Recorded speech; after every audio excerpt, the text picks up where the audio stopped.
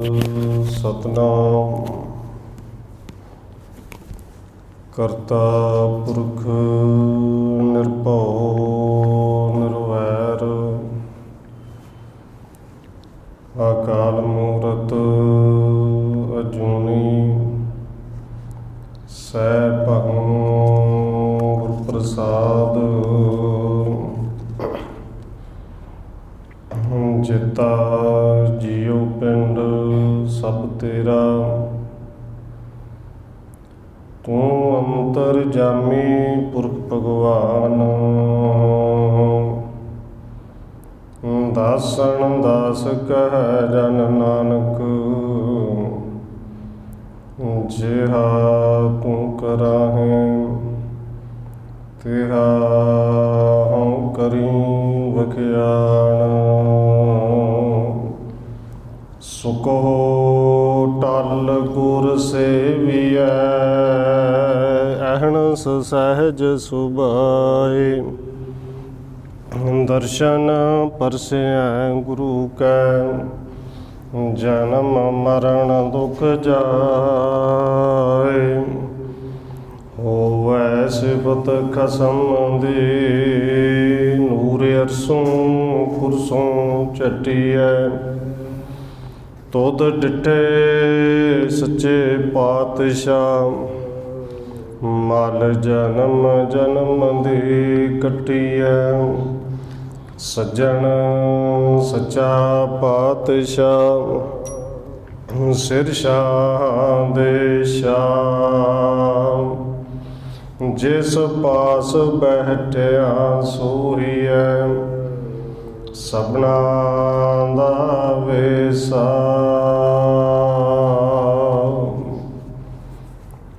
ਵਾਹਿਗੁਰੂ ਸਾਹਿਬ ਜੀ ਜੈਤ ਸ੍ਰੀ ਮਹਲਾ ਪੰਜਵਾਂ ਘਰ ਤੀਜਾ ਇੱਕ ਓੰਕਾਰ ਸਤਿਗੁਰ ਪ੍ਰਸਾਦ ਕੋਈ ਜਾਣੈ ਕਵਣ ਇਹਾਂ ਜਗ ਮੀਤ ਜਿਸ ਹੋਏ ਕਿਰਪਾਲ ਸੋਈ ਬਿਦ ਬੁਝੈ ਤਾਕੇ ਨਿਰਮਲ ਰੀਤ ਕੋਈ ਜਾਣੈ ਕਵਣ ਇਹਾਂ ਜਗ ਮੀਤ ਜਿਸ ਹੋਏ ਕਿਰਪਾਲ ਸੋਈ ਬਿਦ ਬੁਝੈ ਤਾਕੇ ਨਿਰਮਲ ਰੀਤ ਰਹਾਉ ਮਾਤ ਪਿਤਾ ਬਣਤਾ ਸਤ ਬੰਦਪ ਇਸ਼ਟ ਮੇਤ ਅਰ ਭਾਈ ਪੂਰਬ ਜਨਮ ਕੇ ਮਿਲੇ ਸੰਜੋਗੀ ਅੰਤ ਹੈ ਕੋ ਨ ਸਹਾਈ ਮੁਕਤ ਮਾਲ ਕਨਕ ਲਾਲ ਹੀਰਾ ਮਨ ਰੰਜਨ ਕੀ ਮਾਇਆ ਹਾ ਹਾ ਕਰਤ ਬਿਹਾਨੀ ਅਵਦ ਹੈ ਤਾ ਮੈਂ ਸੰਤੋਖ ਨ ਪਾਇਆ ਹਸਤ ਰਥ ਅਸਵ ਪਵਨ ਤੇਜ ਧਣੀ ਭੂਮਣ ਚਤਰੰਗਾ ਸੰਗ ਨ ਚਾਲਿਓ ਇਨ ਮੈਂ ਕਛੁਐ ਊਠ ਸਿਧਾਇਓ ਨੰਗਾ ਹਰ ਕੇ ਸੰਤ ਪ੍ਰਿਯ ਪ੍ਰੀਤਮ ਪ੍ਰਭ ਕੇ ਤਾਕੈ ਹਰ ਹਰ ਗਾਈਐ ਨਾਨਕ ਇਹਾਂ ਸੁਖ ਆਗੈ ਮੁਖ ਉਜਲ ਸੰਗ ਸੰਤਨ ਕਹਿ ਪਾਈਐ ਹਰ ਕੇ ਸੰਤ ਪ੍ਰਿਯ ਪ੍ਰੀਤਮ ਪ੍ਰਭ ਕੇ ਤਾਕੈ ਹਰ ਹਰ ਗਾਈਐ ਨਾਨਕ ਇਹਾਂ ਸੁਖ ਆਗੈ ਮੁਖ ਉਜਲ संग संतन कह पाइयै। वाहिगुरु जी का खालसा, वाहिगुरु जी की फतेह। परम सन्मानयोग सतगुरु चवर छतर तखत दे मालक हाजरा हजूर जहरा जहूर शब्द गुरु जुगों जुगा टल सतगुरु धन श्री गुरु ग्रंथ साहिब महाराज सच्चे पातशाह जी की पावन पवित्र हजूरी अंदर जुड़ बैठे सतसंगी जनों, आप जी वड्डे भागा वाले हो जो सत्कारयोग धन माता राजकौर जी के पावन अस्थान गुरुद्वारा मंजी साहिब विखे अमृत वेले ते दीवाना दियां हाजरियां भर रहे हो। आओ रोजाना की तरह सतगुरु जी के बख्शिश किए हुए पावन हुक्म के विचार के नाल सांझ पाउण तो पहला असीस बख्शिश करो जी। रसना नूं करो पवित्र, जितने भी जुड़ बैठे हो लवाओ हाजरी सारे आखो जी। वाहिगुरु जी का खालसा, वाहिगुरु जी की फतेह। जैत श्री महला पंजवा, घर तीजा एक ओंकार सतगुर प्रसाद। जैत श्री राग विच पंचम पातशाह सतगुरु धन गुरु अर्जन देव महाराज जी के पावन बचन अंग नंबर 700 के उत्ते सुभायमान ने। ये पावन शब्द घर तीजे दे विच गाउण की हिदायत की गई है। शब्द की प्रारंभता तो पहला मंगलाचरण है कि जेड़ा परिपूर्ण परमात्मा एक है, अद्वितीय है, जो सर्वव्यापी है, ऐसा परमेश्वर गुरु की कृपा नाल मिलता है। कोई जाने कवन इहाँ जग मीत। धन गुरु अर्जन देव महाराज जी ने बख्शिश की पहलियां पंक्तियां, दो पंक्तियां रहावदियां ने। इस पूरे शब्द का केंद्री भाव है और सतगुरु जी बख्शिश करके समझाते हैं कि कोई विरला इस गल नूं जानदा है। कोई जाने, कोई जानता भाव के सारे नहीं जानते। और जिन्हों सतगुरु जी ने पावन बचन बाणी विच कहे ने कि वो जिहड़े जानते हैं वो हैन विरले, ना ही घने, बाकी तो कहते फैल पकड़ संसार। कोई जाने कवन इहाँ जग में, ते जग दे गग्गे नूं सियारी है। जगत विच साडा असल मित्र कौन है, ये कोई विरला जानता है। क्योंकि हुण आपां कहांगे अपने मित्र नूं किहड़ा नहीं जानता, पर इत्थे गुरु साहब जी ने कृपा की, जिहड़ा असल मित्र है ना उन्होंने कोई विरला जानता है। क्योंकि मित्र असीं जाने किनूं, साडा असल मित्र है किहड़ा। साडे असल मित्र सन दया, धर्म, सोच, संजम। पर ये जिहड़े असल साडे मित्र सन, जिहड़े गुण ने, जिन्होंने धन गुरु नानक साहब जी कहते हैं, ये असल मित्र ने, सज्जन ने कि चलदियां नाल जो सज्जन सही नाल मैं, चलदियां नाल चलन। इस मित्र नूं किसी विरले ने जानिया है गुण, कोई विरला जानता कि साडे मित्र ये ने। पर बाकी पूरी दुनिया ने मित्र समझा किनू, काम नूं, क्रोध नूं, लोभ मोह अहंकार नूं। क्योंकि जे साडे अंदरों जाते नहीं तो मतलब मित्र ही ना, तां ही अंदर रहिंदे ने। क्योंकि जे सानूं पता ही लग जाए साडा दुश्मन है और साडा नुकसान ही करना, हर पल ते नुकसान करना, तो घर विच कोई वड़न नहीं दिंदा। ते जे साडे हिरदे रूपी घर दे विच ये चीज़ां ने, इहदा मतलब किते ना किते मित्रता रखी है। उतों तो भावें कही जाए कि दुश्मन ने, लोभ दुश्मन है, पर जे सचमुच दुश्मन समझिया हुंदा तो लोभ किते घर विच आउंदा नहीं, फिर किते रिश्वत के पैसे लैके जेब च पाए जाते।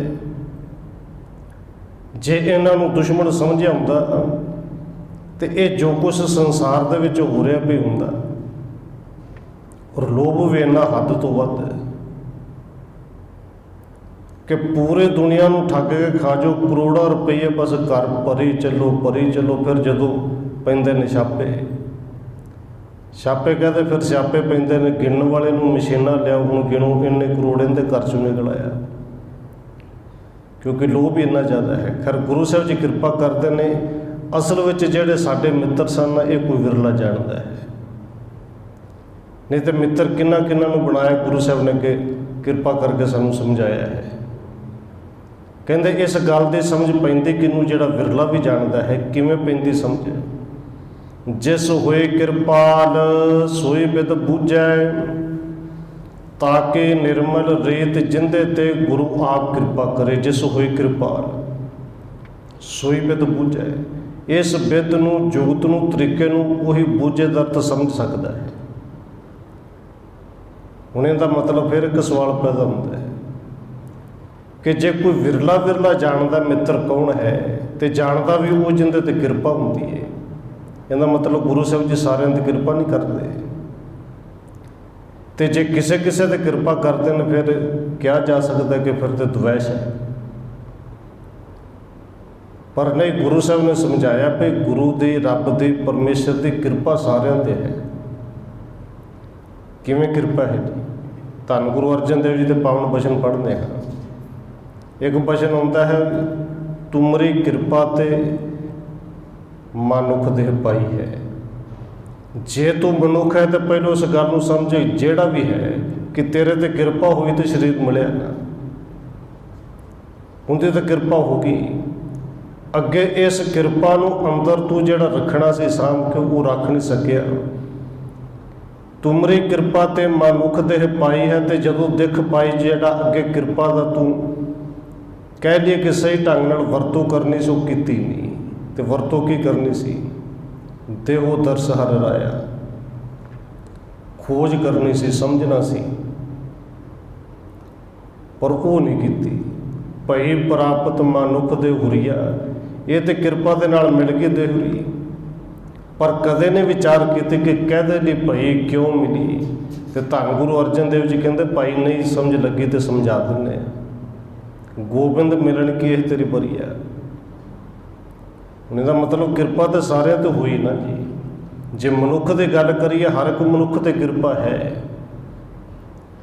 पर इस किरपा नूं वरत्या किसी विरले ने, लिया किसी विरले नूं। इस गल की समझ किसी विरले नूं लगी। कोई विरला जानता है कि संसार विच मित्र कौन है। कोई जाना कौन इहाँ जग मीत, जिस होए किरपाल सोई बिद बूझै, ताके निर्मल रेत। बस जेड़ा गुरु की किरपा नूं समझ जाए, किरपा तो सारे तो फिर बेनती करा, जेड़ा किरपा नूं समझ जाए, जेड़ा किरपा नूं अंदर भांडा साफ करके पवा लवे, साँभ के रख लवे, ताकि निर्मल रीत। रीत दा अर्थ मर्यादा। उन्हां दे जीवन की मर्यादा बड़ी बिल्कुल निर्मल हुंदी, ते निर्मल का भाव जिंदे विच किसी तरह का कोई दाग ना होवे। वो जिवें दा बाहरों है बिल्कुल अंदरों उवें दा है। ये नहीं कि अंदरों वेख्या भी कोई नहीं वेखदा तो लैके जेब च पा रिश्वत, तो किसी के सामने कहे कि मेरे वर्गा ईमानदार कोई नहीं। निर्मल रीत का अर्थ है कि जिवें दा अंदर है बिल्कुल उवें दा बाहर सच नाल जुड़िया होया। जीवन की रीत मर्यादा इस तरह की बन जाती है। रहाओ हुण अगलियां पंक्तियां दे विच गुरु साहब जी ने इस तो अगे 3 पदे ने कि 3 पदियां दे विच गुरु साहब जी समझाउंदे ने कि किनू किनू मनुख ने मित्र समझ लिया, पर इन्हां विचों मित्र है कोई नहीं। अगे 4थे पदे च गुरु साहब जी कृपा फिर करते हैं भी इन्हां विचों मित्र कोई नहीं। जे असल मित्र समझ लवेगा तो जीवन का पार उतारा होएगा। मात पिता बनता सुत बंदप, इष्ट मीत अर भाई, इन्हां नूं मित्र समझ लिया। मात पिता बनता घर वाली, सुत पुत्र बंदप रिश्तेदार, इष्ट मीत प्यारे मित्र भरा, इन्हां नूं मित्र समझ लिया। पर सतगुरु जी ने गुरबाणी दे विच सानूं समझाया भी इन्हां विचों कोई नहीं, इन्हां विचों कि गुरु साहब जी कहंदे ने पूरी दुनिया विच कोई भी किसी का नहीं, कोई किसी का नहीं। पर यह गल समझदा कौन है? कोई जाने, कोई विरला जानदा है। हुण कोई किसी का नहीं किवें जे सब तो नेड़े का रिश्ता समझिया जाता है घर वाली का जां घर वाले का। साडा समाज इस तरह समझदा है ना जी। और गुरु साहब ने बाणी दे विच समझाया, पूरी तरह खोल के समझाया कि ये रिश्ते बिल्कुल है न, पर घट्टो घट उदों तक दे ने जदों तक तेरा शरीर है, जदों तक तू जिउना है। ये साथ उदों तक है जदों तक तू जिउना। मरिया होया का साथ कोई दे ही नहीं सकता, मरिया होया का साथी कोई नहीं। गुरु साहब ने पावन बचन कहे कि घर के नार सदा संग लागे, वो तो भूत भूत कर भाते भाजे।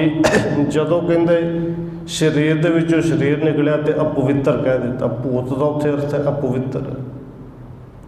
ये अपवित्र हो गई, जे रात इत्थे रह गई तो इन्हें बो मार जानी, इनू कड्डो। फिर तो छेती हुंदी कि जेड़ा हुंदा बस काढो काढो हुई हुण कढ लो, क्योंकि कोई किसी का है ही नहीं। और सतगुरु धन गुरु नानक देव सच्चे पातशाह जी ने तिलंग राग दे विच ये पावन वचन कहे ने। इत्थे धन गुरु अर्जन देव जी कहंदे ने मात पिता बंता सुत बंधप इष्ट मीत अर भाई। कहंदे पूर्व जन्म के मिले संजोगी, कोई शक नहीं पूर्वले कर्मा करके संजोग तेरा है, पर अंते को ना सहाय। इस गल नूं जरूर चेते रखी, अंत वेले जदों शरीर छड्ड के जाना कोई सहाय हो ही नहीं सकता, इन्हां विचों कोई तेरा नहीं। धन गुरु नानक देव सच्चे पातशाह जी ने तिलंग राग दे विच पावन वचन कहे ने। शब्द सारा फारसी दे विच है। उत्थे सतगुरु जी कहंदे ने जन पिसर पदर बिरादरा कस नेस दसमंगीर।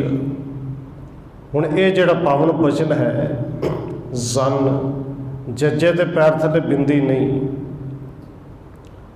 पर जे बिंदी ला के उच्चारण ना करेंगे तो अर्थ बनते नहीं। और कई बार बेनती की है, कुछ वीर बिल्कुल जो सतगुरु धन गुरु नानक साहब जी ने कहा ਸੀ ਨਾ, अखर लिखे से ही गावा अवर न जाना बाणी।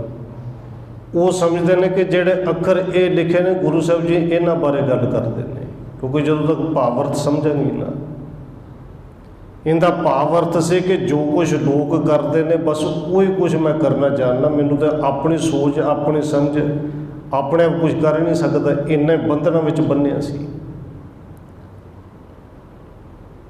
गुरु साहब जी कहते हैं अखर लिखे सही गावा, तो बाबा कबीर जी कहते ने स्पष्ट करते हैं कि पंडित मुल्ला जो लिख दिया छाड़ चले हम कछू न लिया। भी उन्होंने जो कुछ लिखा असी नहीं गाँदे। इनका भाव अर्थ यह से कि असी केवल लकीर ते फकीर नहीं, कि जो लोग करते हैं वही करना है। इत्थे धन गुरु नानक देव सच्चे पातशाह ने जिहड़ी किरपा की, जन शब्द वरतांगे तो जन के अर्थ होर ने। जन का अर्थ सेवक भी है, पर जज्जे के थले जन फारसी का लफ्ज़ है, भावें जज्जे थले उत्थे बिंदी नहीं लगी, पर जे उच्चारण करांगे अर्थ बनना ही तां ने, उच्चारण शुद्ध होना ही तां जे जज्जे के पैर थले बिंदी ला के उच्चारण करांगे। जन का अर्थ है स्त्री। धन गुरु नानक साहब जी कहते हैं जन पिसर स्त्री, पिसर का अर्थ पिता, पिसर का उत्थे अर्थ गुरु साहब जी ने किया जिहड़ा कि एक जन स्त्री ते फिर पिसर पदर प्यो पुत्र, बिरादरा बिरादरा का अर्थ है भरावां। जिहड़े अर्थ धन गुरु नानक देव सच्चे पातशाह जी कर रहे हैं, जो किरपा गुरु अर्जन देव जी ने की, वही गुरु नानक साहब जी कह के गए कि स्त्री होवे प्यो होवे पुत्र होण भरा होण। अगे कहते ने कस, कस का अर्थ है कोई भी, ਨੇਸ, ਨੇਸ ਦਾ ਅਰਥ ਹੁੰਦਾ ਨੇਸਤ, ਨਿਸਤ ਦਾ ਅਰਥ ਭਾਵ ਕਿ ਨਹੀਂ। ਕਸ ਨੇਸ ਕੋਈ ਵੀ ਨਹੀਂ, ਇਹਨਾਂ ਵਿੱਚੋਂ ਭਾਈ ਕੋਈ ਵੀ ਨਹੀਂ ਤੇਰਾ, ਇਹਨਾਂ ਵਿੱਚੋਂ ਕਿ ਕੋਈ ਵੀ ਨਹੀਂ, ਕਿਸੇ ਦਾ ਹੈ ਹੀ ਨਹੀਂ ਕੋਈ। ਕਹਿੰਦੇ ਜ਼ਨ ਪਿਸਰ ਪਦਰ ਬਿਰਾਦਰਾ ਕਸ ਨੇਸ ਦਸਤੰਗੀਰ। ਦਸਤ ਦਾ ਅਰਥ ਹੁੰਦਾ ਹੱਥ ਤੇ ਗੀਰ ਦਾ ਅਰਥ ਹੁੰਦਾ ਫੜਨ ਵਾਲਾ। ਪੀਰ ਦਸਤਗੀਰ ਦੀ ਸਾਖੀ ਆਪਾਂ ਬੜੀ ਵਾਰੀ ਸੁਣੀ, ਪਰ ਅਸਲ ਵਿੱਚ ਪੀਰ ਦਸਤਗੀਰ ਜਿਹੜਾ ਉਹਦਾ ਨਾਂ ਨਹੀਂ, ਉਹ ਇੱਕ ਸੰਪਰਦਾ ਹੈ ਉਹਨਾਂ ਦੀ ਕਿ ਹੱਥ ਫੜਨ ਵਾਲਾ। ਚੇਲੇ ਨੇ ਜਦੋਂ ਹੋਣਾ ਕਿ ਮੈਂ ਤੁਹਾਨੂੰ ਆਪਣਾ ਉਸਤਾਦ, ਆਪਣਾ ਗੁਰੂ ਪੀਰ ਮੰਨਿਆ, ਮੈਂ ਚੇਲਾ ਬਣਨਾ ਹੈ, ਤੇ ਉਹ ਹੱਥ ਫੜ ਕੇ ਆਪਣਾ ਕੋਈ ਮੰਤਰ, ਕੋਈ ਕਲਮਾ ਨੂੰ ਪੜ੍ਹਾਉਂਦਾ ਸੀ ਕਿ ਅੱਜ ਤੋਂ ਮੈਂ ਤੇਰਾ ਗੁਰੂ ਹੋ ਗਿਆ, ਪੀਰ ਹੋ ਗਿਆ। ਹੱਥ ਫੜਨ ਵਾਲਾ। ਹੁਣ ਸਤਿਗੁਰੂ ਜੀ ਕਹਿੰਦੇ ਨੇ ਕਿਸੇ ਦਾ ਕੋਈ ਵੀ ਹੱਥ ਫੜਨ ਵਾਲਾ ਨਹੀਂ। ਜ਼ਨ ਇਸਤਰੀ ਪਿਸਰ ਪਦਰ, ਪਿਓ ਹੋਵੇ ਪੁੱਤਰ ਹੋਵੇ, ਬਿਰਾਦਰਾ ਭਰਾ ਹੋਣ। ਕਸ ਦਾ ਅਰਥ ਹੈ ਕਿ ਕੋਈ ਵੀ, ਨੇਸ ਦਾ ਅਰਥ ਨਹੀਂ, ਇਹਨਾਂ ਵਿੱਚੋਂ ਕੋਈ ਵੀ ਹੱਥ ਤੇਰਾ ਫੜ ਹੀ ਨਹੀਂ ਸਕਦਾ, ਫੜਨ ਜੋਗਾ ਹੈ ਹੀ ਨਹੀਂ। ਕਦੋਂ? ਕਹਿੰਦੇ ਆਖਰ ਬਿਹਤਮ, ਆਖਰ ਦਾ ਅਰਥ ਅਖੀਰ ਨੂੰ, ਬਿਹਤਮ ਦਾ ਅਰਥ ਹੈ ਕਿ ਜਦੋਂ ਡਿੱਗ ਪਵਾਂਗਾ। ਹੁਣ ਜਦੋਂ ਮੌਤ ਆ ਜਾਏ, ਸਰੀਰ ਡਿੱਗ ਜੇ, ਤੇ ਕਿਹਦੇ ਵਿੱਚ ਹਿੰਮਤ ਹੈ? ਕਿਹੜਾ ਹੱਥ ਫੜ ਕੇ ਉਠਾ ਸਕਦਾ ਕਿ ਉੱਠ? ਕਿਹੜਾ ਹੱਥ ਫੜ ਕੇ ਕਹਿ ਸਕਦਾ ਕਿ ਕਿਤੇ ਨਹੀਂ ਜਾਣ ਦੇਣਾ, ਅਸੀਂ ਰੱਖ ਲੈਣਾ ਹੈ? ਸਤਿਗੁਰੂ ਜੀ ਕਹਿੰਦੇ ਭਾਈ ਇਹਨਾਂ ਵਿੱਚੋਂ ਕੋਈ ਰੱਖ ਹੀ ਨਹੀਂ ਸਕਦਾ। ਆਖਰ ਬਿਅਕਤਮ ਕਸ ਨਾ ਦਾਰਦ। ਕਸ ਦਾ ਅਰਥ ਕੋਈ ਨਹੀਂ, ਕਸ ਦਾ ਅਰਥ ਕੋਈ ਤੇ ਨਾ ਕੋਈ ਨਾ। ਦਰਦ, ਉੱਥੇ ਦਰਦ ਦਾ ਅਰਥ ਹੈ ਕਿ ਕੋਈ ਵੀ ਜਿਹੜਾ ਉਦੋਂ ਰੱਖ ਨਹੀਂ ਸਕਦਾ। ਦਰਦ, ਦਾਰਦ ਦਾ ਅਰਥ ਰੱਖ ਲੈਣਾ ਜਾਂ ਰੱਖਣਾ, ਕੋਈ ਰੱਖ ਹੀ ਨਹੀਂ ਸਕਦਾ। ਆਖਰ ਬਿਅਕਤਮ ਕਸ ਨਾ ਦਾਰਦ ਚੂੰ ਸ਼ਵਦ ਤਕਬੀਰ। ਚੂੰ ਕਦੋਂ ਨਹੀਂ ਰੱਖ ਸਕਦਾ? ਚੂੰ ਦਾ ਅਰਥ ਹੈ ਜਦੋਂ। ਸ਼ਵਦ, ਸ਼ਵਦ ਦਾ ਅਰਥ ਉਹ ਹੈ ਕਿ ਜਦੋਂ ਮੌਤ ਆਏਗੀ, ਜਦੋਂ ਇਸ ਸੰਸਾਰ ਤੋਂ ਜਾਣਾ, ਜਿਹਨੂੰ ਕਹਿ ਕੇ ਕੂਚ ਕਰ ਜਾਣਾ ਹੈ। ਸ਼ਵਦ, ਹੁਣ ਇਹ ਸ਼ਬਦ ਭਾਵੇਂ ਸੱਸੇ ਦੇ ਪੈਰ ਥੱਲੇ ਬਿੰਦੀ ਨਹੀਂ, ਪਰ ਸ਼ਵਦ, ਇਹਨੂੰ ਪੜ੍ਹਿਆ ਸ਼ਵਦ ਹੀ ਜਾਣਾ ਹੈ ਕਿ ਦਾਰਦ ਚੂੰ ਚੂੰ ਜਦੋਂ ਸ਼ਵਦ ਤਕਬੀਰ, ਜਦੋਂ ਉਹ ਨਵਾਜ਼ ਪੜ੍ਹੀ ਜਾਣੀ ਹੈ, ਜਿਹਨੂੰ ਅੰਤਲੀ ਨਵਾਜ਼ ਕਿਹਾ, ਜਿਹਨੂੰ ਜਨਾਜ਼ਾ ਵੀ ਕਹਿੰਦੇ ਨੇ। ਸ਼ਵਦ ਦਾ ਅਰਥ ਹੈ ਕਿ ਉਹ ਨਵਾਜ਼ ਹੋਵੇਗੀ। ਤਕਬੀਰ ਨਵਾਜ਼ ਤੇ ਸ਼ਵਦ ਹੋਵੇਗੀ। ਭਈ ਜਦੋਂ ਉਹ ਨਵਾਜ਼ ਹੋਵੇਗੀ ਜਿਹਨੂੰ ਲੋਕ ਜਨਾਜ਼ੇ ਦੀ ਨਵਾਜ਼ ਕਹਿੰਦੇ ਨੇ ਜਾਂ ਜਨਾਜ਼ਾ ਕਹਿੰਦੇ ਨੇ, ਜਿਹਨੂੰ ਅਸੀਂ ਕਹਿ ਦਿੰਦੇ ਕਿ ਫਲਾਣੇ ਦਾ ਸੋਲਾ ਪੜ੍ਹਿਆ ਗਿਆ। ਸੋਲਾ ਸਾਹਿਬ ਅਖੀਰ ਤੇ ਪੜ੍ਹਿਆ ਜਾਂਦਾ ਹੈ ਨਾ। ਜਦੋਂ ਸਰੀਰ ਡਿੱਗ ਪਵੇਗਾ, ਜਦੋਂ ਉਹ ਸੋਲਾ ਸਾਹਿਬ ਪੜ੍ਹਿਆ ਜਾਏਗਾ, ਇੱਥੇ ਗੁਰੂ ਸਾਹਿਬ ਜੀ ਕਹਿੰਦੇ ਜਦੋਂ ਨਵਾਜ਼, ਉਹ ਨਵਾਜ਼ ਪੜ੍ਹੀ ਜਾਏਗੀ ਜਨਾਜ਼ੇ ਵਾਲੀ, ਫਿਰ ਭਾਈ ਕੋਈ ਨਹੀਂ ਕਿਸੇ ਨੂੰ ਰੱਖ ਸਕਦਾ। ਇੱਥੇ ਗੁਰੂ ਸਾਹਿਬ ਜੀ ਕਹਿੰਦੇ ਨੇ ਇਹ ਪੂਰਬਲੇ ਕਰਮਾਂ ਕਰਕੇ ਸੰਜੋਗੀ ਨੇ, ਪਰ ਅੰਤੇ ਕੋ ਨਾ ਸਹਾਈ। ਇਸ ਗੱਲ ਨੂੰ ਚੇਤੇ ਰੱਖੀ, ਅੰਤ ਵੇਲੇ ਕੋਈ ਸਹਾਇਤਾ ਕਰ ਹੀ ਨਹੀਂ ਸਕਦਾ। ਬਾਬਾ ਫਰੀਦ ਜੀ ਨੇ ਪਾਵਨ ਬਚਨ ਕਹੇ ਨੇ ਕਿ ਮਲਕਨ ਮੌਤ ਜਾਇ ਆਵਸੇ, ਸਭ ਦਰਵਾਜੇ ਭੰਨ। ਤਿੰਨਾਂ ਪਿਆਰਿਆਂ ਭਾਈਆਂ ਅੱਗੇ ਦਿੱਤਾ ਬੰਨ। ਹੱਥ ਦੇ ਕੀ ਫੜਨਾ ਸੀ ਡਿੱਗੇ ਦਾ? ਉਹਨਾਂ ਦੇ ਹੱਥ ਜੋੜ ਦਿੱਤੇ। ਜੋੜਦੇ ਹੀ ਨੇ ਨਾ ਜੀ, ਕਿ ਹੁਣ ਸਾਡਾ ਚਾਰਾ ਨਹੀਂ ਚੱਲਦਾ। ਹੱਥ ਜੋੜਦੇ ਨੇ ਜਿਹੜੇ ਕਹਿੰਦੇ ਨੇ ਸੱਜੀਆਂ ਖੱਬੀਆਂ ਬਾਹਾਂ, ਉਹ ਹੀ ਆਪਣੇ ਮੋਢਿਆਂ 'ਤੇ ਚੁੱਕਦੇ ਨੇ ਤੇ ਫਿਰ ਲੈ ਜਾਂਦੇ ਨੇ, ਜਿਹਨੂੰ ਬਾਬਾ ਫਰੀਦ ਜੀ ਕਹਿੰਦੇ ਨੇ ਅਸਲ ਘਰ ਇਹ ਹੈ। ਗੋਰ ਨਿਮਾਣੀ ਛੱਡ ਕਰੇ ਨੀ ਘਰਿਆ, ਘਰ ਆਓ ਤੇਰਾ ਅਸਲ ਘਰ ਇਹ ਹੈ। ਅਸਲ ਘਰ ਤੱਕ ਛੱਡ ਹੁੰਦੇ ਨੇ, ਫਿਰ ਨਹੀਂ ਰੱਖ ਸਕਦੇ। ਮਲਕਨ ਮੌਤ ਜਾਇ ਆਵਸੇ, ਸਭ ਦਰਵਾਜੇ ਭੰਨ। ਤਿੰਨਾਂ ਪਿਆਰਿਆਂ ਭਾਈਆਂ ਅੱਗੇ ਦਿੱਤਾ ਬੰਨ। ਤੇ ਬਾਬਾ ਫਰੀਦ ਜੀ ਕਹਿੰਦੇ ਨੇ ਵੇਖੋ ਬੰਦਾ ਚੱਲਿਆ ਚੌਜਣਿਆਂ ਦੇ ਕੰਨ।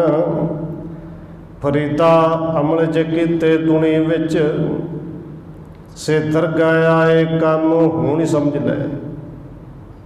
ਚਾਰ ਬੰਦੇ ਮੋਢਾ ਦੇ ਕੇ ਲਈ ਜਾਂਦੇ ਨੇ, ਉਹ ਵੀ ਜਿਨ੍ਹਾਂ ਨੂੰ ਭਰਾ ਮਿੱਤਰ ਕਹਿੰਦਾ ਸੀ।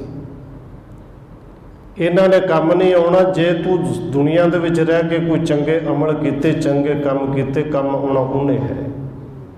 ਇੱਥੇ ਗੁਰੂ ਸਾਹਿਬ ਜੀ ਕਹਿੰਦੇ ਨੇ ਅੰਤੇ ਕੋ ਨਾ ਸਹਾਈ। ਤੇ ਦੇਖੋ ਜਿੱਦਣ ਆਨੰਦ ਕਾਰਜ ਹੁੰਦਾ ਹੈ, ਇਹ ਗੱਲ ਕਹੀ ਜਾਂਦੀ ਹੈ ਨਾ ਕਿ ਭਾਈ ਜਿਹਨੇ ਤੇਰਾ ਲੜ ਫੜਿਆ ਹੈ, ਅੱਜ ਤੋਂ ਇਹ ਤੇਰੀ ਜੀਵਨ ਸਾਥਣ। ਕਿ ਬੱਚੇ ਜਿੰਦਾ ਲੜ ਤੂੰ ਫੜਿਆ ਹੈ, ਅੱਜ ਤੋਂ ਇਹ ਤੇਰਾ ਜੀਵਨ ਸਾਥੀ।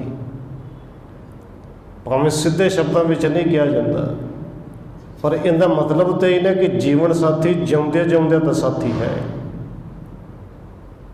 ਇਹ ਮੌਤ ਦਾ ਸਾਥੀ ਨਹੀਂ, ਜੀਵਨ ਸਾਥੀ ਹੈ। ਦੇਖੋ ਬੱਚਾ ਹੁੰਦਾ ਹੈ, ਬੱਚੀ ਹੋਵੇ, ਬੱਚਾ ਹੋਵੇ, ਵਧਾਈ ਦਿੱਤੀ ਜਾਂਦੀ ਹੈ ਨਾ। ਤੇ ਤਕਰੀਬਨ ਜਿਹੜੇ ਸਾਕ ਸੰਬੰਧੀ ਹੁੰਦੇ ਨੇ, ਜਿਹੜੇ ਬੱਚੇ ਨੂੰ ਵੇਖਣ ਵਾਸਤੇ ਜਾਣ, ਇਹ ਗੱਲ ਕਹਿੰਦੇ ਨੇ, ਅਸੀਸ ਦਿੰਦੇ ਨੇ ਹੱਥ ਸਿਰ ਤੇ ਰੱਖ ਕੇ ਕਿ ਲੰਬੀ ਉਮਰ ਹੋਵੇ। ਹੁਣ ਜੇ ਇਹਦਾ ਮਤਲਬ ਕੀ ਹੈ ਲੰਬੀ ਉਮਰ ਹੋਵੇ ਭਾਈ? ਹਾਲੇ ਤੇ ਘੰਟੇ ਦਾ ਹੈ, 1 ਦਿਨ ਦਾ ਹੈ, 2-4 ਦਿਨ ਦਾ ਹੈ, ਕਿ ਉਮਰ ਦੀ ਹੁਣੇ ਫਿਕਰ ਪੈ ਗਈ ਕਿ ਲੰਬੀ ਹੋਵੇ। ਹੁਣ ਇਹਦਾ ਜੇ ਭਾਵਰਤ ਸਮਝਣਾ ਹੋਵੇ, ਕਿਉਂਕਿ ਅਸੀਂ ਜਿਹੜੀ ਗੱਲ ਤੋਂ ਡਰਨੇ ਸਿੱਧਾ ਨਹੀਂ ਕਹਿ ਸਕਦੇ, ਉਹ ਸ਼ਬਦ ਫਿਰ ਬਣਾ ਕੇ ਕਹੇ ਜਾਂਦੇ ਨੇ। ਇਹਦਾ ਮਤਲਬ ਤਾਂ ਇਹ ਕਿ ਮਰੀ ਨਾ ਛੇਤੀ, ਮੌਤ ਤੋਂ ਡਰ ਲੱਗਦਾ ਹੈ। ਪਰ ਜੇ ਸਿੱਧੇ ਸ਼ਬਦ ਕਹੇ ਜਾਣ, ਹੋ ਸਕਦਾ ਕਿ ਜਿੰਦੇ ਘਰ ਬਾਲਕ ਨੇ ਜਨਮ ਲਿਆ ਧੱਕੇ ਮਾਰ ਕੇ ਬਾਹਰ ਕੱਢ ਦੇ। ਇਹ ਕੀ ਕਹਿ ਦਿੱਤਾ? ਗੱਲ ਤੇ ਹੋਈ ਕਿ ਮਰੀ ਨਾ ਛੇਤੀ, ਲੰਬੀ ਉਮਰ ਹੋਵੇ। ਹੁਣ ਗੁਰੂ ਸਾਹਿਬ ਜੀ ਨੇ ਕਿਰਪਾ ਕੀਤੀ, ਇਹ ਜੀਵਨ ਦੇ ਸਾਥੀ ਨੇ, ਮੌਤ ਦੇ ਨਹੀਂ। ਇੱਕ ਤਾਂ ਗੱਲ ਇਹ ਹੈ, ਪਰ ਗੁਰੂ ਸਾਹਿਬ ਜੀ ਨੇ ਨਾਲ ਦੂਸਰਾ ਪੱਖ ਵੀ ਲਿਆ। ਦੁਨੀਆ ਜਿਨ੍ਹਾਂ ਨੂੰ ਮਿੱਤਰ ਸਮਝ ਲਿਆ, ਕੋਈ ਜਾਣੈ ਕਵਣ ਇਹਾਂ ਜਗ ਮੀਤ, ਇਹ ਤੇ ਜਿਉਂਦਿਆਂ ਵੀ ਸਾਥੀ ਨਹੀਂ ਬਣਦੇ, ਜਿਉਂਦਿਆਂ ਵੀ ਛੱਡ ਜਾਂਦੇ ਨੇ ਨਾ ਜੀ। ਸਤਿਗੁਰੂ ਜੀ ਨੇ ਕਿਰਪਾ ਕਰਕੇ ਜਿੱਥੇ ਬਾਣੀ 'ਚ ਸਮਝਾਇਆ, ਰਿਸ਼ਤਾ ਸਭ ਤੋਂ ਨੇੜੇ ਇਸਤਰੀ ਦਾ ਹੈ, ਘਰ ਵਾਲੇ ਦਾ ਹੈ ਜਾਂ ਘਰ ਵਾਲੀ ਦਾ ਹੈ। ਪਰ ਕੋਈ ਸਬੱਬ ਐਸਾ ਬਣੇ ਕਿ ਘਰ ਵਾਲੇ ਦਾ ਕੰਮ ਹੀ ਨਾ ਚੱਲੇ, ਰੁਪਈਆ ਪੈਸਾ ਕਮਾ ਕੇ ਨਾ ਲਿਆ ਸਕੇ, ਤੇ ਫਿਰ ਸਾਡੇ ਸਾਹਮਣੇ ਹੁੰਦਾ ਨਾ, ਜਿਉਂਦੇ ਛੱਡ ਕੇ ਭੱਜ ਜਾਂਦੇ ਨੇ। ਤੇ ਸ਼ਬਦ ਕੀ ਵਰਤੇ ਜਾਂਦੇ? ਤਲਾਕ। ਸ਼ਾਇਦ ਅੱਜ ਤੋਂ 15-20 ਸਾਲ ਪਹਿਲੋਂ ਬਹੁਤ ਘੱਟ ਸੁਣਨ ਨੂੰ ਮਿਲਦਾ ਹੋਵੇਗਾ। ਤਲਾਕ ਹੋਇਆ ਕਿਉਂ ਜੀ? ਕਹਿੰਦੇ ਘਰ ਵਿੱਚ ਹੈ ਹੀ ਕੁਝ ਨਹੀਂ। ਇਹਦਾ ਮਤਲਬ ਇਹ ਜਿਹੜਾ ਸਾਥ ਸੀ, ਇਹ ਵੀ ਸਵਾਰਥ 'ਤੇ ਟਿਕਿਆ ਸੀ। ਤੇ ਜੇ ਸਵਾਰਥ 'ਤੇ ਟਿਕਿਆ ਹੋਵੇ, ਸਵਾਰਥ 'ਤੇ ਟਿਕਿਆ ਹੋਇਆ ਬਹੁਤਾ ਸਮਾਂ ਟਿਕਦਾ ਨਹੀਂ। ਇੱਥੇ ਤੇ ਉਦਾਹਰਨਾਂ ਦਿੱਤੀਆਂ ਨੇ, ਮਾਤਾ ਪਿਤਾ ਨੂੰ ਆਪਣਾ ਤੂੰ ਸਮਝ ਲਿਆ ਪਰ ਹੈ ਨਹੀਂ, ਭੈਣ ਭਰਾ, ਸਾਕ ਸੰਬੰਧੀ, ਰਿਸ਼ਤੇਦਾਰ, ਮਿੱਤਰ ਕੋਈ ਨਹੀਂ ਕਿਸੇ ਦਾ। ਔਰ ਗੁਰੂ ਸਾਹਿਬ ਜੀ ਕਹਿੰਦੇ ਨੇ ਜਿਉਂਦਿਆਂ ਵੀ ਛੱਡ ਕੇ ਭੱਜ ਜਾਂਦੇ ਜੇ। ਕਦੇ ਉੱਥੇ ਤਲਾਕ ਦੇ ਘਰ ਵਾਲੀ ਦੀ ਗੱਲ ਨਹੀਂ। ਗੁਰੂ ਸਾਹਿਬ ਜੀ ਕਹਿੰਦੇ ਨੇ ਇਵੇਂ ਦੇ ਸਵਾਰਥੀ ਲੋਕਾਂ ਨਾਲ ਜਦੋਂ ਮਿੱਤਰਤਾ ਕਰੀਏ ਨਾ, ਉਹ ਜਿਉਂਦੇ ਹੀ ਸਾਥ ਛੱਡ ਜਾਂਦੇ ਨੇ। ਪਾਵਨ ਬਚਨ ਗੁਰੂ ਸਾਹਿਬ ਦੇ ਪੜ੍ਹਦੇ ਆਪਾਂ ਕਿ ਮਨਮੁਖਾਂ ਕੇਰੀ ਦੋਸਤੀ, ਤੇ ਇਹ ਦੋਸਤੀ ਹੈ ਕਦੋਂ ਤੱਕ? ਮਾਇਆ ਕਾ ਸੰਬੰਧ। ਸਾਖ ਰਿਸ਼ਤਾ ਭਾਵੇਂ ਕੋਈ ਵੀ ਹੋਵੇ, ਆਪਾਂ ਵੇਖਣੇ ਹੈ ਨਾ ਜੀ। ਪੁੱਤਰ ਨਾ ਕਮਾ ਕੇ ਲਿਆਉਂਦਾ ਹੋਵੇ, ਨਾ ਕਰਦਾ ਹੋਵੇ, ਤੇ ਅਕਸਰ ਹੁੰਦਾ ਕਿ ਨਿਕਲ ਜਾ ਕਰੋ। ਕਿਉਂ ਨਿਕਲ ਜੇ ਜੀ? ਕਿਉਂਕਿ ਸਾਡਾ ਸਵਾਰਥ ਨਹੀਂ ਪੂਰਾ ਹੁੰਦਾ। ਤਲਾਕ ਹੁੰਦੇ ਕਿਉਂ ਨੇ? ਕਿਉਂਕਿ ਸਵਾਰਥ ਪੂਰਾ ਨਹੀਂ ਹੁੰਦਾ। ਔਰ ਗੁਰੂ ਸਾਹਿਬ ਨੇ ਤੇ ਸ਼ਬਦ ਇੱਥੋਂ ਤੱਕ ਵਰਤੇ, ਦੇਖੋ ਇੱਕ ਤੇ ਮਿੱਤਰਤਾ ਦੀ ਗੱਲ ਹੈ। ਮਿੱਤਰ ਤੇ ਹੋ ਸਕਦਾ ਹੈ ਆਪਣੇ ਸਵਾਰਥ ਕਰਕੇ ਕਿਤੇ ਨਾ ਕਿਤੇ ਕੋਈ ਧੋਖਾ ਦੇ ਜੇ, ਜਾਂ ਇੱਕ ਪਾਸੇ ਹੋ ਜੇ, ਬੋਲਣੇ ਬੰਦ ਕਰ ਦੇ ਕਿ ਹੁਣ ਇਹਦੇ ਪੱਲੇ ਕੱਖ ਨਹੀਂ ਰਿਹਾ।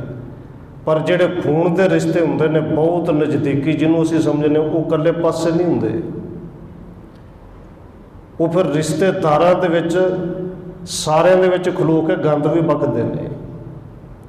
ਪੂਰੇ ਗੰਦ ਸ਼ਬਦ ਗੁਰੂ ਗ੍ਰੰਥ ਸਾਹਿਬ ਨੇ ਵਰਤੇ ਨੇ, ਉਹ ਗੰਦ ਬੋਲਦੇ ਨੇ। क्यों जी जदों तक दिंदा सी उदों तक तो रिश्तेदार भी कहते ने पहलों तो बड़े गुण गाउंदा सी, इहदे वर्गा चंगा ही कोई नहीं, एकदम इन्ना माड़ा किवें हो गया। वो नाल दा फिर कह दिंदा कि हुण मिलदा कुछ नहीं ना, अगे लिफाफे मिलते सन, जेबां 'च कुछ ना कुछ पैंदा सी, हुण मिलदे कुछ नहीं, मिले कि है ही अगले कोल रहा ही कुछ नहीं। उत्थे गुरु साहिब जी ने पावन बचन कहे, ये रिश्ते जिन्होंने अपने समझ लिया तो जिउंदे छड्ड जांदे ने कि मन मुखा केरी दोस्ते माया का सणबंद, वेखद्या ही भज जान कदे न पाएन गंढ। जदों वेख्या कि मुश्किल आ गई, मुसीबत आ गई, भज गए छड्ड के। ते कदों तक साथ सी, जिच्चर पहनण खावणे तिच्चर रखण गंढ, पर जित दिन कछू न होवे तित मुख बोलण गंध। कल्ले छड्ड के थोड़ी भजदे ने, उदों कहंदे वर्गा गंदा ही कोई नहीं। हुण गुरु साहिब ने किरपा कीती, समझाया कि देखो कई बारी जिन्होंने मित्र समझ लिया ना, मूँह तो बड़ा मिठा बोलते हैं, वेखण नूं भी सोहणे हुंदे ने, मूँह तो भी इन्ना मिठा बोलते हैं कि सानूं लगदा कि साडा मित्र ही ये है। पर गुरु साहिब जी कहते हैं ये मित्र तेरा बन नहीं सकता। सतगुरु का पावन बचन है, कहते श्यामलं मधुरं मनुख्यं। श्यामलं का अर्थ सोहना, भी बड़ा सोहना मनुख होवे, बड़ा मधुर मिठा बोलता होवे। पर इवें दे मिठी बोली का लाभ की भाई, जिहड़ा अंदर छुरी रखता होवे, जिन्हों एक आम ही शब्द वरते जाता है, बगल में छुरी मुख में राम। धन गुरु अर्जन देव जी उत्थे संस्कृत दे पावन बचन ने, कहते श्यामलंग मधुरंग मनुख्यंग पर हृदयंग भूम वैरण है। हिरदे रूपी धरती दे विच निरा ही वैर है, बस मौका ही भालदा कि कदों समा मिले, कदों मौका मिले, इंदी जड़ा वड्डा। मूँह तो मिठा बोलता है, सानू लगता साडा मित्र है। उत्थे गुरु साहिब जी ने सानू समझाया, कहते निवंत हुवंत मिथ्या। इवें दा मिठा बोलना, इवें दा झुक झुक के मिलना, इवें दा कहना, सब कुछ मिथ्या है, सब कुछ झूठ है। चेतनं सत सवजन है। सतगुरु जी सुचेत करते हैं, जे कोई सच है तो वो परमेश्वर का नाम है। और धन गुरु अर्जन देव जी ने सौखे शब्दों में सानू समझाया, एक सहर के नाम बिन अगे लईए कोई। इत्थे गुरु साहब जी कहते हैं भाई कोई माता है, पिता है, घर वाली है, पुत्र है, बंधप ने, इष्ट मीत मित्र ने, चाहे कोई भरा है, पूर्व जन्म के मिले संजोगी अंते को ना सहाई। अंत विचों कोई सहायता तेरी कर ही नहीं सकता। दुनिया के लोग डिगे हुए की बाह फड़ नहीं सकते। जिहड़ा धन गुरु नानक साहिब ने पावन बचन किया कि आखिर व्यक्तम कस ना दारद, कि जदों डिग पिया मौत आ गई, मौत ने डेग दिता, कोई मददगार नहीं होना, किसी ने बाह नहीं फड़नी। पर एक धन गुरु नानक साहिब का मेरे गुरु का घर ऐसा है कि जिहड़ा एक बारी बाह फड़ लवे वो फिर बाह छड्डदा ही नहीं, वो मरण तो बाद भी नहीं छड्डदा। भावें भट्ट चांद जी ने पावन बचन कहे ने कि गुरु तेग बहादुर साहब जी के मूँह तो अपने मन कहता, क्योंकि कवि है, कि गुरु तेग बहादुर साहब की शरण में आए तो उस गुरु की शरण में आए जिहड़ा कहता है कि एक बारी बाह फड़ दी तो ये बाह फिर छड्डी नहीं जानी। एक बारी जिन्हें बाह फड़ दी, कहते मेरा गुरु वो है कि बाह पकड़ी है, सिर दीजे बाह न छुड़ी है। उत्थे पावन बचन वो भट्ट चांद जी ने कहे ने कि तेग बहादुर बोलिया तर पईए, धर्म न छुड़िए बाह जिन्हां दी पकड़ी है, सिर दीजे बाह न छुड़िए, भावें सिर देना पै जाए। सतगुरु जी ने कृपा की भी ये जिन्होंने मित्र समझ लिया ने, एक विरला जानता कि असल में साडे मित्र हो सकते हैं पर जिउंदियां जी। मौत का मित्र इन्हां विचों कोई नहीं, अंते को ना सहाई। हुण गुरु साहिब जी ने कि फिर कृपा की, किनू किनू मित्र समझिया। इत्थे रिश्तेदारां की गल की, अगे रुपया पैसा, ਕਹਿੰਦੇ ਮੁਕਤ ਮਾਲ ਕਨਕ ਲਾਲ ਹੀਰਾ, ਮਨੋਰੰਜਨ ਕੀ ਮਾਇਆ। ਇਹਨੂੰ ਮਿੱਤਰ ਸਮਝ ਲਿਆ, ਪਰ ਇਹਨੇ ਵੀ ਅਖੀਰ ਨੂੰ ਸਾਥ ਥੋੜ੍ਹੀ ਦੇਣਾ ਹੈ।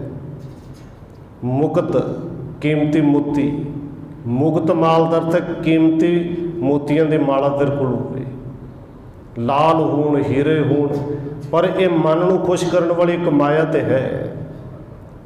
ਪਰ ਇਸ ਮਾਇਆ ਦੇ ਵਿੱਚ ਜਿਹੜਾ ਫਸ ਜੋ ਖੁਸ਼ ਹੁੰਦਾ ਨਹੀਂ। ਵੈਸੇ ਨਾਲ ਹੀ ਗੁਰੂ ਸਾਹਿਬ ਨੇ ਕਿਰਪਾ ਕੀਤੀ ਕਿ ਮਾਇਆ ਤੇਰੇ ਕੋਲ ਕੀਮਤੀ ਲਾਲ ਆ ਜਾਣ, ਹੀਰੇ ਆ ਜਾਣ, ਮਨੋਰੰਜਨ ਕੀ ਮਾਇਆ ਹੈ ਤੇ ਮਨ ਨੂੰ ਖੁਸ਼ ਕਰਨ ਵਾਲੀ। ਪਰ ਕਮਾਲ ਦੀ ਗੱਲ ਇਸ ਮਾਇਆ ਦੇ ਵਿੱਚ ਫਸਿਆ ਹੋਇਆ ਬੰਦਾ ਖੁਸ਼ ਹੋ ਰਹਿ ਹੀ ਨਹੀਂ ਸਕਦਾ। ਕਿਉਂ ਜੀ? ਕਹਿੰਦੇ ਹਾ ਹਾ ਕਰਤ ਬਿਹਾਨੀ ਅਵਦ ਹੈ, ਤਾਂ ਮੈਂ ਸੰਤੋਖ ਨਾ ਪਾਇਆ। ਕਿਉਂਕਿ ਸੰਤੋਖ ਨਹੀਂ ਨਾ ਆਇਆ ਕਿ ਇੰਨੇ ਕੁ ਕਰੋੜ ਹੋ ਗਏ ਨੇ, ਇੰਨੇ ਕੁ ਹੋਰ ਹੋ ਜਾਣ, ਉਹਨੇ ਆ ਜਾਣ ਤੇ ਫਿਰ ਉਹਨੇ ਹੋਰ ਹੋ ਜਾਣ। ਬਸ ਇਹਦੇ ਵਿੱਚ ਫਸਿਆ ਹੋਇਆ ਹਾ ਹਾ ਕਰਤ ਬਿਹਾਨੀ ਅਵਦ, ਸਾਰੀ ਉਮਰ ਹਾਏ ਹਾਏ ਕਰਦੇ ਕੱਢ ਦਿੱਤੀ ਕਿ ਹਾਏ ਮੇਰੇ ਕੋਲ ਇੰਨੇ ਕਰੋੜ, ਨਾਲ ਦੇ ਕੋਲ 10 ਕਰੋੜ ਵੱਧ ਹੋ ਗਏ, ਇਹਦੇ ਕੋਲ 100 ਗੱਡੀਆਂ ਹੋ ਗਈਆਂ, ਮੇਰੇ ਕੋਲ ਤਾਂ 90 ਰਹਿ ਗਈਆਂ। ਕਿਉਂਕਿ ਜਦੋਂ ਤੱਕ ਸੰਤੋਖ ਨਹੀਂ ਹੁੰਦਾ ਇਹ ਮਾਇਆ ਵੀ ਰਜਾ ਨਹੀਂ ਸਕਦੀ, ਔਰ ਅੰਤ ਨੂੰ ਸਾਥ ਇਹਨੇ ਵੀ ਨਹੀਂ ਦੇਣਾ। ਹਸਤ ਰਥ ਅਸਵ ਪਵਨ ਤੇਜ ਧਣੀ, ਭੂਮਣ ਚਤਰੰਗਾ। ਹੁਣ ਅੱਗੇ ਕਿਹਨੂੰ ਮਿੱਤਰ ਸਮਝਿਆ? ਹਸਤ ਰਥ ਅਸਵ ਪਵਨ ਤੇਜ। ਹਸਤ ਹਾਥੀ, ਰਥ ਅਸਵ, ਤੇ ਅਸਵ ਕਹਿੰਦੇ ਨੇ ਘੋੜੇ ਨੂੰ, ਤੇ ਘੋੜਾ ਵੀ ਉਹ ਅਸਵ ਪਵਨ ਤੇਜ, ਜਿਹੜਾ ਹਵਾ ਤੋਂ ਵੀ ਤੇਜ਼ ਚੱਲਦਾ ਹੋਵੇ। ਹੁਣ ਇਹਨਾਂ ਦਾ ਪਾਵਰ ਤਾਂ ਅੱਜ ਦੀਆਂ ਉਹ ਕੀਮਤੀ ਗੱਡੀਆਂ ਕਿ ਇਹ ਸਾਰੀਆਂ ਗੱਡੀਆਂ ਨੂੰ ਮਿੱਤਰ ਸਮਝ ਲੈ ਕਿ ਮੇਰੀ ਏਡੀ ਵੱਡੀ ਗੱਡੀ। ਤੇ ਨਾਲ ਕਹਿੰਦੇ ਨੇ ਧਣੀ ਭੂਮਣ ਚਤਰੰਗਾ, ਬੰਦਾ ਬੜਾ ਅਮੀਰ ਹੋਵੇ, ਧਣੀ ਹੋਵੇ, ਭੂਮੀ ਬਹੁਤ ਹੋਵੇ, ਭੂਮਣ ਵੱਡਾ ਜ਼ਿਮੀਂਦਾਰ ਹੋਵੇ, ਚਤੁਰੰਗਾ ਦਾ ਅਰਥ ਕਿ 4 ਤਰ੍ਹਾਂ ਦੀ ਫੌਜ ਵੀ ਕੋਲ ਹੋਵੇ। ਪਰ ਗੁਰੂ ਸਾਹਿਬ ਜੀ ਫਿਰ ਸਮਝਾਉਂਦੇ ਨੇ ਸਾਰਾ ਕੁਝ ਹੋਵੇ ਮਾੜਾ ਨਹੀਂ, ਪਰ ਇਹ ਗੱਲ ਚੇਤੇ ਰੱਖੀ, ਸੰਗ ਨਾ ਚਾਲਿਓ ਇਨ ਮੈਂ ਕਛੂਐ, ਊਠ ਸੁਧਾਇਓ ਨੰਗਾ। ਭਾਈ ਇਹਨਾਂ ਵਿੱਚੋਂ ਨਾਲ ਕੁਝ ਨਹੀਂ ਜਾਣਾ। ਇੱਥੇ ਤੇ ਚਾਹੇ ਕੋਈ ਰੰਕ ਹੈ, ਚਾਹੇ ਕੋਈ ਰਾਜਾ ਹੈ, ਨਾਂਗਾ ਆਇਆ ਨਾਂਗੋ ਜੱਸੀ, ਕੋਈ ਨਾ ਰਿਹਾ ਰਾਜਾ ਰਾਣਾ, ਕਿਸੇ ਨੇ ਨਹੀਂ ਰਹਿਣਾ। ਇੱਥੇ ਤੇ ਨੰਗਾ ਦੋਜਕ ਚਾਲਿਆ ਤਾਂ ਦਿਸੇ ਖਰਾ ਡਰਾਵਣਾ।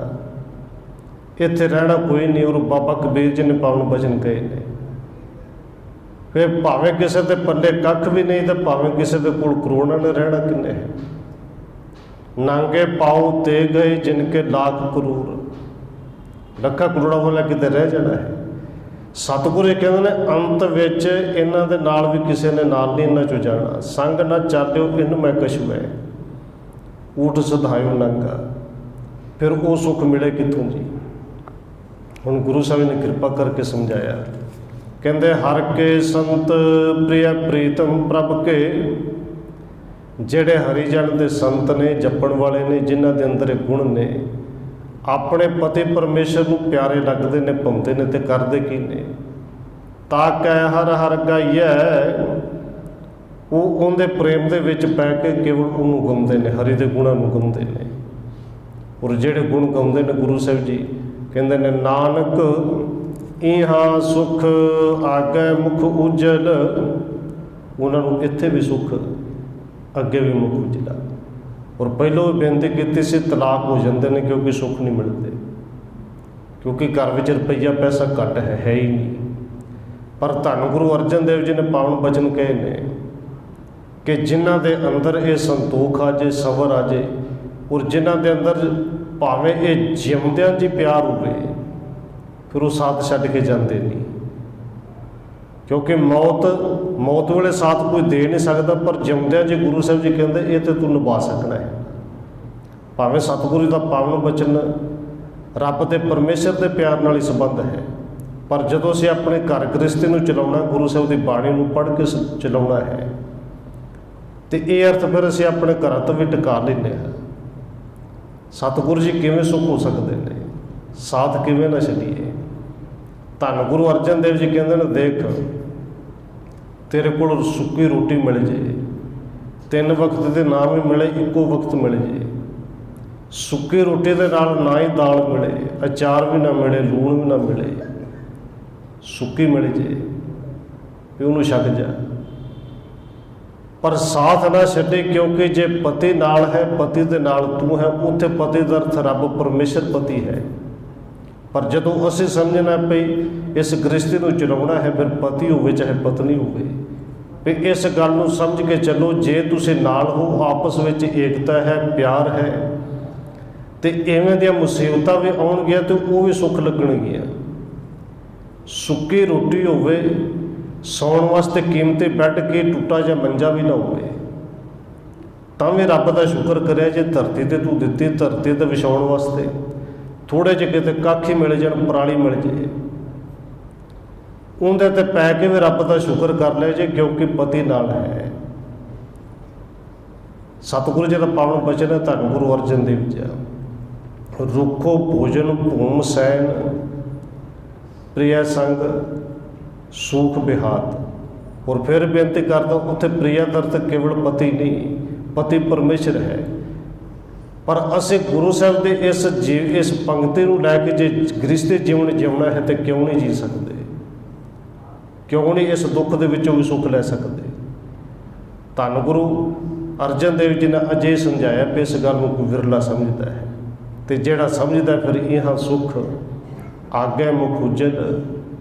ਤੇ ਇਹ ਕਿਵੇਂ ਹੋਵੇਗਾ ਜੀ? ਕਹਿੰਦੇ ਸੰਗ ਸੰਤਨ ਕਹਿ ਪਾਈ ਹੈ, ਇਹ ਗੁਰੂ ਦੀ ਸੰਗਤ ਕਰਕੇ ਸਮਝ ਲੱਗੇਗੀ। ਇਹ ਪਿਆਰ, ਇਹ ਸੁੱਖ ਗੁਰੂ ਦੀ ਸੰਗਤ ਵਿੱਚੋਂ ਮਿਲੇਗਾ। ਹੋਈਆਂ ਭੁੱਲਾਂ ਦੀ ਖਿਮਾ। ਆਓ 1-2 ਮਿੰਟ ਹੋਰ ਰਸਨਾ ਦੇ ਨਾਲ ਹਾਜ਼ਰੀ ਲਵਾਈਏ, ਫਿਰ ਸਮਾਪਤੀ ਹੈ ਜੀ। ਵਾਹਿਗੁਰੂ ਵਾਹਿਗੁਰੂ ਵਾਹਿਗੁਰੂ ਵਾਹਿਗੁਰੂ।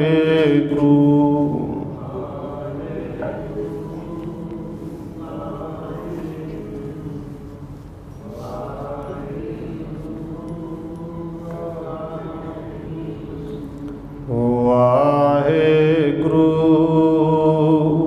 ਵਾਹਿਗੁਰੂ ਵਾਹਿਗੁਰੂ ਵਾਹਿਗੁਰੂ।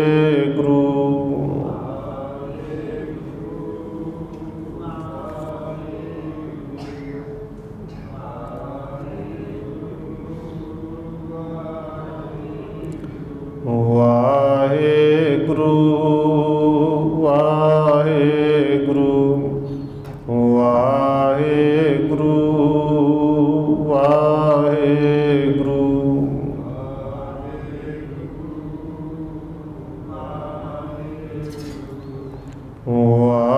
ਵਾਹਿਗੁਰੂ ਵਾਹਿਗੁਰੂ। ਵਾਹਿਗੁਰੂ ਜੀ ਕਾ ਖਾਲਸਾ, ਵਾਹਿਗੁਰੂ ਜੀ ਕੀ ਫਤਿਹ। ਰਾਮਕਲੀ ਮਹਲਾ ਤੀਜਾ। ਆਨੰਦ ਇੱਕ ਓੰਕਾਰ ਸਤਿਗੁਰ ਪ੍ਰਸਾਦ।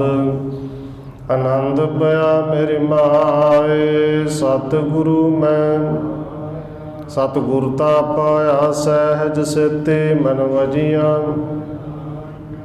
ਰਾਗ ਰਤਨ ਪਰਵਾਰ ਪਰੀਆਂ ਸ਼ਬਦ ਗਾਵਣ, ਸ਼ਬਦੋ ਤਗਾਵੋ ਹਰਿ ਕੇਰਾ ਮਨ ਜਿਨੇ। ਕਹਿ ਨਾਨਕ ਆਨੰਦ ਹੋਆ ਸਤਿਗੁਰੂ ਮੈਂ। ਏ ਮਨ ਮੇਰਿਆ ਤੂੰ ਸਦਾ ਰਹੋ, ਹਰ ਨਾਲ ਰਹੋ ਤੂੰ ਮਨ ਮੇਰੇ। ਦੁਖ ਸਭ ਅੰਗੀਕਾਰੋ ਕਰੇ ਤੇਰਾ ਕਾਰਜ, ਸਭਨਾ ਗਲਾ ਸਮਰੱਥ ਸੁਆਮੀ ਸੋ ਕਿਉ। ਕਹਿ ਨਾਨਕ ਮਨ ਮੇਰੇ ਸਦਾ ਰਹੋ, ਸਾਚੇ ਸਾਹਿਬਾ ਕਿਆ ਨਹੀਂ। ਕਰਤਾ ਤੇਰਾ ਸਭ ਕਿਛ ਹੈ ਜਿਸ ਦੇਹ ਸੋ, ਸਦਾ ਸਿਫਤ ਸਲਾਹਾ ਤੇਰੇ ਨਾਮ ਮਨ। ਨਾਮ ਜਿਨ ਕੈ ਮਨ ਵਸਿਆ ਵਾਜੇ, ਕਹਿ ਨਾਨਕ ਸੱਚੇ ਸਾਹਿਬ ਕਿਆ ਨਹੀਂ। ਕਰ ਤੇਰਾ ਸਾਚਾ ਨਾਮ ਮੇਰਾ, ਸਾਚ ਨਾਮ ਆਧਾਰ ਮੇਰਾ ਜਨ ਭੁੱਖਾ ਸਭ। ਕਰ ਸਾਤ ਸੁਖ ਮਣ ਆਏ ਵਸਿਆ ਜਨ ਇੱਛਾ ਸਭ। ਸਦਾ ਕੁਰਬਾਨ ਕੀਤਾ ਗੁਰੂ ਵਿਟੋਂ ਜਿਹਦੀਆਂ। ਕਹਿ ਨਾਨਕ ਸੁਣੋ ਸੰਤੋ ਸ਼ਬਦ ਧਰੋ ਪਿਆਰੋ। ਸਾਚਾ ਨਾਮ ਮੇਰਾ ਵਾਜੇ ਪੰਜ ਸ਼ਬਦ ਤਿਤ ਘਰ ਸੁਭਾਗੈ। ਘਰ ਸੁਭਾਗੈ ਸ਼ਬਦ ਵਾਜੇ। ਪੰਚ ਦੂਤ ਤੁਧ ਵਸ ਕੀਤੇ ਕਾਲ ਕੰਟਕ। ਤੁਰ ਕਰਮ ਪਾਇਆ ਤੁਧ ਜਿਨ ਕੋ ਸੇ ਨਾਮ ਹਰਿ ਕੇ। ਕਹਿ ਨਾਨਕ ਤਹਿ ਸੁਖ ਹੋਆ ਤਿਤ ਘਰ। ਆਨੰਦ ਸੁਣੋ ਵਡ ਭਾਗੇ ਹੋ ਸਗਲ ਮਨੋਰਥ। ਪਾਰ ਬ੍ਰਹਮ ਪ੍ਰਭ ਪਾਇਆ ਉਤਰੇ ਸਗਲ। ਦੁਖ ਰੋਗ ਸੰਤਾਪ ਉਤਰੇ ਸੁਣੀ ਸੱਚੇ। ਸੰਤ ਸਾਜਣ ਭਏ ਸਰਸੇ ਪੂਰੇ ਗੁਰ ਤੇ। ਸੁਣਤੇ ਪੁਨੀਤ ਕਹਿਤੇ ਪਵਿੱਤ ਸਤਿਗੁਰੂ ਰਹਿਆ। ਬੇਨਵੰਤ ਨਾਨਕ ਗੁਰ ਚਰਨ ਲਾਗੇ ਵਾਜੇ ਅਨਹਦ। ਸੁਣਤੇ ਪੁਨੀਤ ਕਹਿਤੇ ਪਵਿੱਤ ਸਤਿਗੁਰੂ ਰਹਿਆ।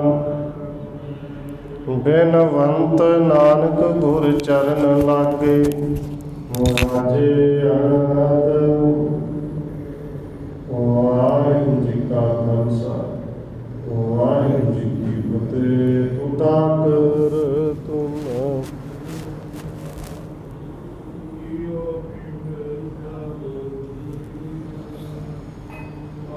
ਪਿਤਾ